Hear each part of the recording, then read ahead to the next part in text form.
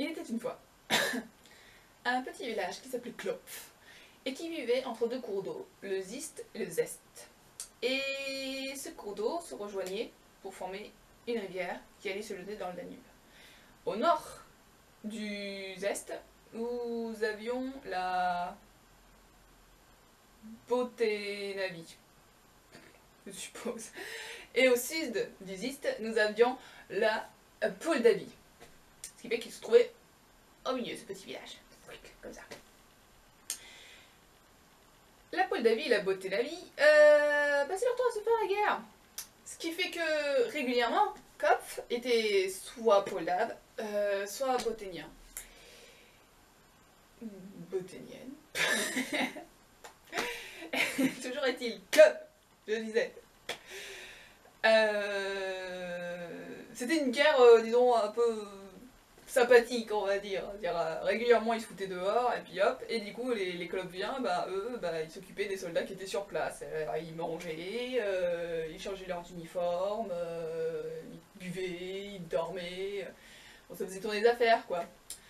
Jusqu'au jour où, après une grosse guerre, les grandes puissances décident de redéfinir un petit peu les frontières.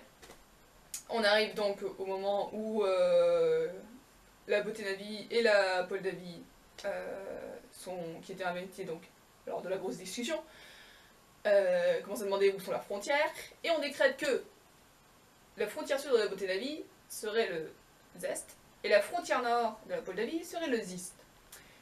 Le problème étant, du coup, que Kopf, il est tout seul. Il est tout seul, au milieu de rien. Et quelqu'un fait la remarque, mais alors on dit, oh c'est pas grave, Kopf, on dit c'est une ville indépendante, état indépendant, enfin tout ce que tu veux, c'est indépendant quoi. Donc Kopf apprend ça, tout le monde fait la fête, ouais, youpi, on est indépendant et tout ça. Les soldats moldaviens s'en vont, parce que c'était leur tour d'occuper la ville. Et c'est la faillite après ça.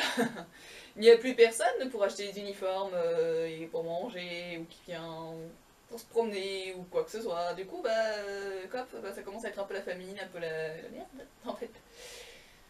Et ils commencent à discuter. Comment faire pour gagner des sous? Parce qu'ils ont besoin en fait de la Moldavie ou de la Boténavie en fait, entre les deux. Alors ce qui fait que le chef de Kopf il fait bon je vais écrire un message aux deux pays et leur dire comme quoi leurs troupes, si elles veulent venir comme ça, étant donné que la Boténavie a plutôt tendance à se battre en été, ils peuvent prendre leur quartier d'hiver ici, et en Moldavie, puisqu'ils se battent plutôt en hiver, prendre le quartier d'été ici, et que voilà, comme avant, mais on reste indépendant et tout ça.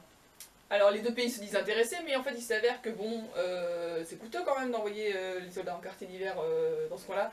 Du coup ils se disent d'accord, mais vous prenez en charge toutes les dépenses. Ce qui n'arrange pas du tout Kopf finalement. Donc Kopf fait bon, laisse tomber.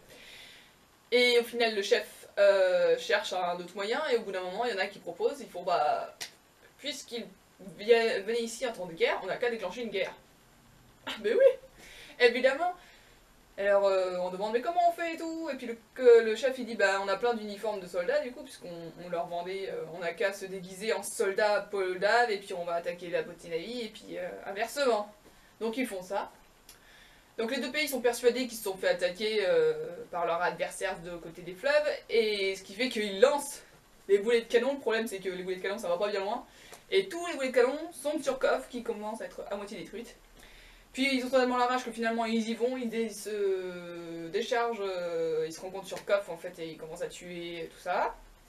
Donc finalement Kopf est dans la merde.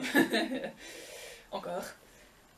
Au bout d'un moment, les grandes puissances qui entendent un petit peu qu'il se passe un petit truc qui vient par là-bas envoient un missionnaire, pas un missionnaire, un messager en gros pour savoir qu'est-ce qui se passe, c'est quoi ce merdier. Et le messager, donc, il va voir les uns, il va voir les autres, et il comprend pas ce qui se passe, parce que la Moldavie dit que la Boténavie les a attaqués, la Boténavie dit que la Moldavie les a attaqués, et pourtant personne n'a attaqué personne. Et au bout d'un moment, t'as Kopf qui dit, c'est nous, en fait, on a fait la merde. Et donc le conseiller dit, puisque c'est comme ça, c'est très simple, on n'a qu'à dire que les mardis, jeudis et samedis, Kopf est sous la joute de la Boténavie, que le lundi, le mercredi et le vendredi sous la joute des Moldaves, et que le dimanche, c'est une cité libre. Et voilà. Et tout le monde est content. temps. À partir de la COP, 3 fois par semaine les beauté de Nienne, 3 fois par semaine les Poldaves, et le dimanche, libre et tout ça. Et il reste toujours entre le Dist et le Zest. Et voilà. Il vit dans un théâtre de marionnettes, du soir au